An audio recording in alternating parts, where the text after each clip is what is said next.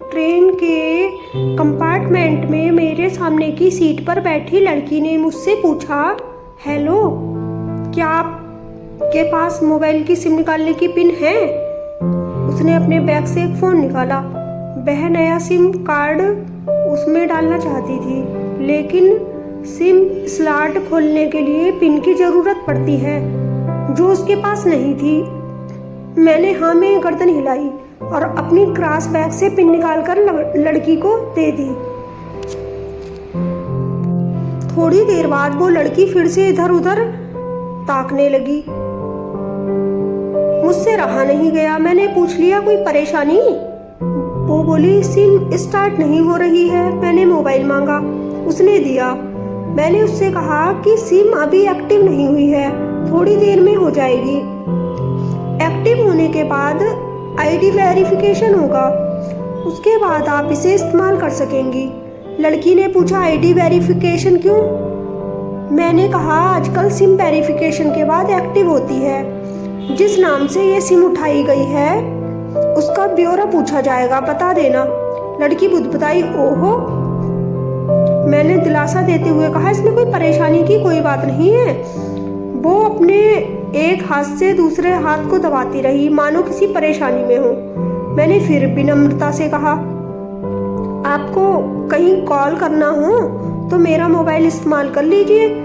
लड़की ने कहा, जी फिलहाल नहीं, थैंक्स, लेकिन ये सिम किस नाम से खरीदी गई है मुझे नहीं पता।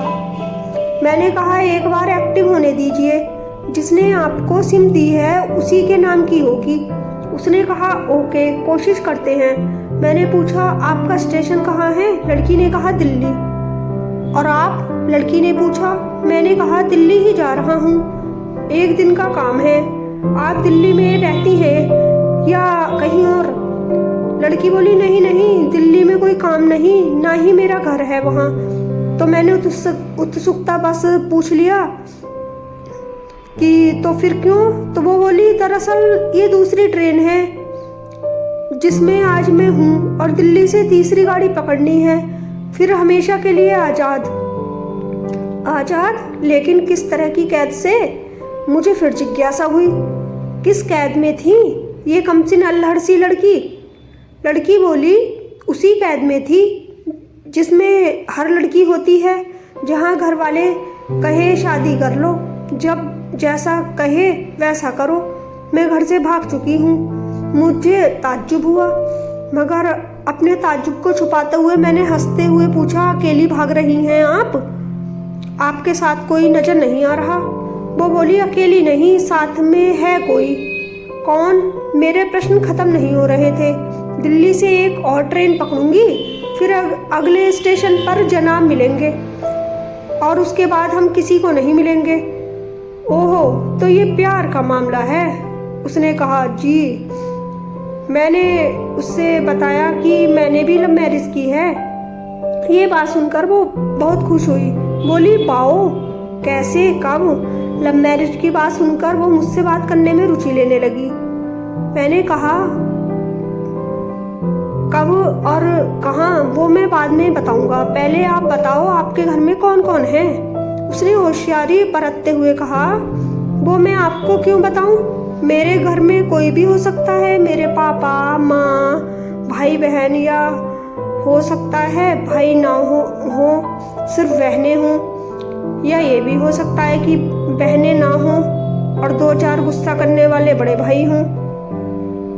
मतलब मैं आपका नाम भी नहीं पूछ सकता? मैंने काउंटर मारा। वो बोली, कुछ भी नहीं, कुछ भी नाम हो सकता है मेरा, टीना, मीना, रीना, कुछ भी। बहुत बातानी लड़की थी वो। थोड़ी इधर उधर की बातें करने के बाद उसने मुझे टॉफी दी और जैसे छोटे बच्चे देते हैं क्लास में, बोली, आज मेरा बर्थडे है।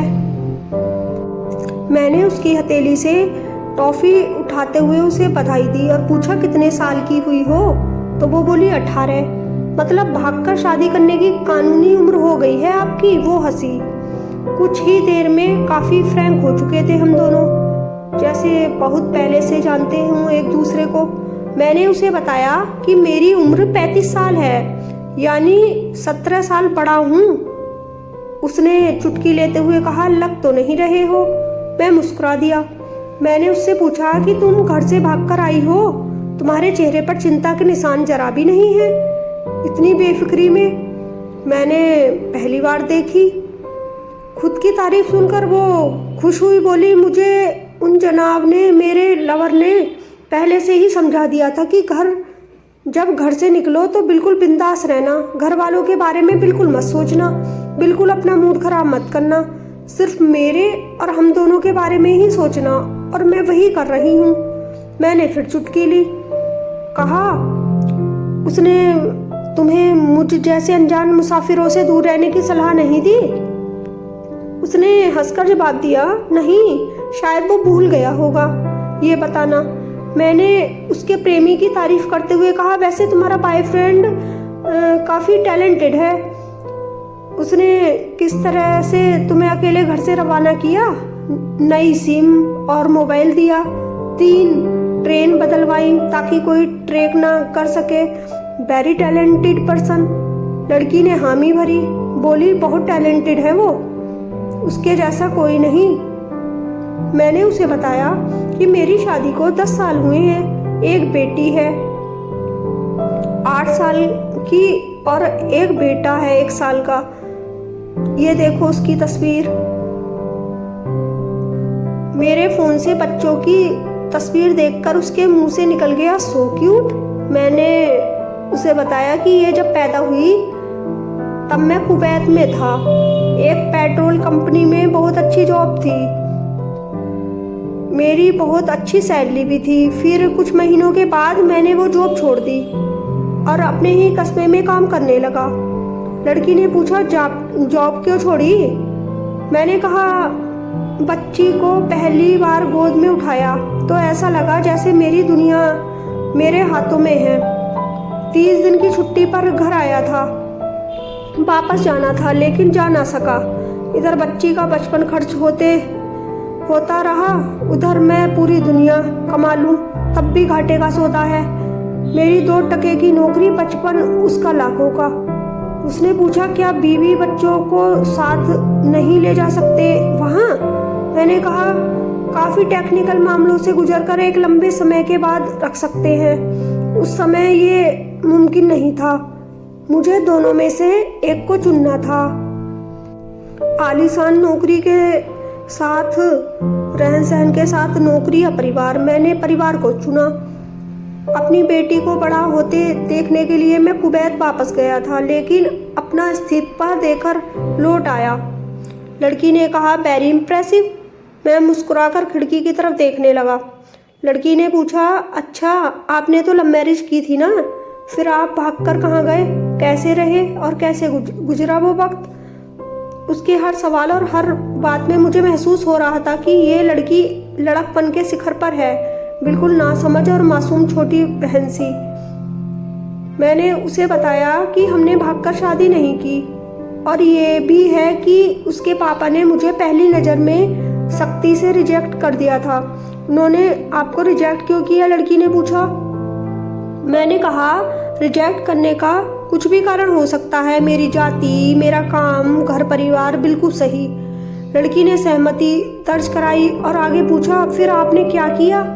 मैंने कहा, मैंने कुछ नहीं किया, उसके पिता ने रिजेक्ट कर दिया। वहीं से मैंने अपने बारे में अलग से सोचना शुरू कर दिया था। खुशबू ने मुझे कहा कि भाग चलते हैं, मेरी वाइफ का नाम खुशबू है। मैंने 2 टूक मना कर दिया था। वो 2 दिन तक लगातार जोर देती रही थी कि भाग चलते हैं। मैं मना करता रहा था। मैंने उसे समझाया कि भागने वाले जोड़े में लड़के की इज्जत पर कोई खास फर्क नहीं पड़ता, जबकि लड़की के पूरे कुल की इज्जत धुल जाती है। भागने वाला लड़का उसके दोस्तों में हीरो माना जाता है, लेकिन उसके विपरीत जो लड़की प्रेमी संग भाग रही है वो उल्टा कहलाती है। मोहल्ले के लड़के उसे चालू कहते हैं। बुराइयों के तमाम शब्दकोश लड़की के लिए इस्तेमाल किए जाते हैं। भागने वाली लड़की आगे चलकर 60 साल की वृद्धा भी हो जाएगी, तब भी जवानी में किए गए उस कांड का कलंक उसके माथे पर से नहीं मिटता। मैं मानता हूँ कि लड़का लड़की को तुलने का ये दोहरा मापदंड गलत है, लेकिन हमारे समाज में है तो है। ये नज़रिया गलत है, मगर सामाजिक नज़रिया तो यही है। वो अपने नीचे का होठ दांतों तले पीसने लगी। उसने पानी की बोतल का ढक्कन खोलकर एक घूंट पानी पिया। मैंने कहा, अगर मैं उस दिन उसे भगा ले जाता तो उसकी माँ तो शायद कई दिनों तक पानी भी ना पीती। इसलिए मेरी हिम्मत ना हुई कि ऐसा काम करूं। मैं जिससे प्रेम करूं उसके माँ बाप मेरे माँ बाप के समान ही हैं, चाहे शादी ना हो तो ना हो। कुछ पल के लिए मैं सोच में पड़ गई, लेकिन मेरे बारे में और अधिक जानना चाहती थी। और उसने पूछा, फिर आपकी शादी कैसे हुई? मैंने बताया कि खुशबू की सगाई कहीं और कर दी गई थी। धीरे धीरे सब कुछ नॉर्मल होने लगा था। खुशबू और उसके मंगेतर की बातें भी होने लगी थी फ़ोन पर। लेकिन जैसे जैसे शादी नज़दीक आने लगी, उन लोगों की डिमांड बढ़ने लगी। डिमांड मतलब? लड़की ने पूछा। डिमांड एक तरह का मतलब होता है दहेज की डिमांड। परिवार में सबको सोने से बने तोहफे दो, दूल्हे को लग्जरी कार चाहिए, सास और ननंद को नेकलेस वगैरह वगैरह। बोले, हमारे यहाँ रीत है। लड़का भी इस रीत का अदायगी का पक्षधर था। वो सगाई मैंने तुड़वा डाली, इसलिए नहीं कि सिर्फ मेरी शादी उससे हो जाए, बल्कि ऐसे लालची लोगों में खुशबू कभी खुश नहीं रह सकती थी, ना उसका परिवार। फिर किसी तरह घर वालों को समझा बुझाकर मैं फ्रंट पर आ गया और हमारी शादी हो गई। यह सब किस्मत की बात थी। लड़की बोली, चलो अच्छा हुआ आप मिल गए, वरना वो गलत लोगों में फंस जाती। मैंने कहा, जरूरी नहीं कि माता पिता का फैसला हमेशा सही हो, और ये भी जरूरी नहीं कि प्रेमी जोड़े की पसंद सही हो। दोनों में से कोई भी गलत या सही हो सकता है। काम की बात यहाँ ये है कि कौन ज़्यादा वफादार है।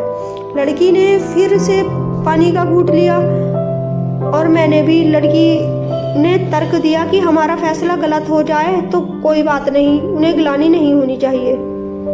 मैंने कहा, फैसला ऐसा हो जो दोनों का हो, बच्चों और माता पिता दोनों की सहमति, वो सबसे सही है। बुरा मत मानना, मैं कहना चाहूँगा कि तुम्हारा फैसला तुम दोनों का है, जिसमें तुम्हारे पेरेंट्स शामिल नहीं हैं, ना ही तुम्हें इश्क का असली मतलब पता है अभी।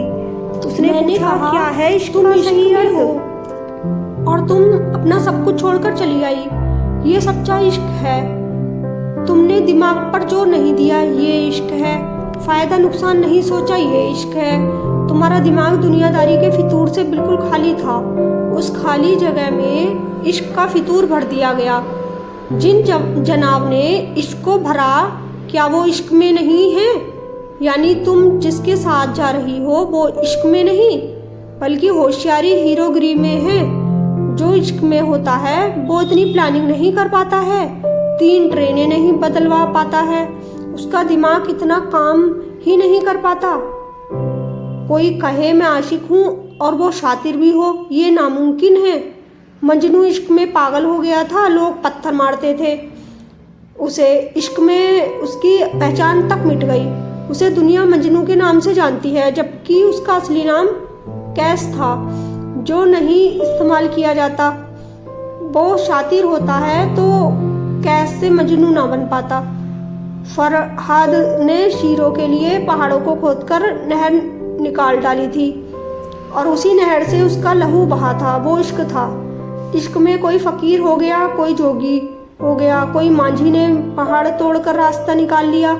किसी ने अतिरिक्त दिमाग नहीं लगाया, चालाकी नहीं की।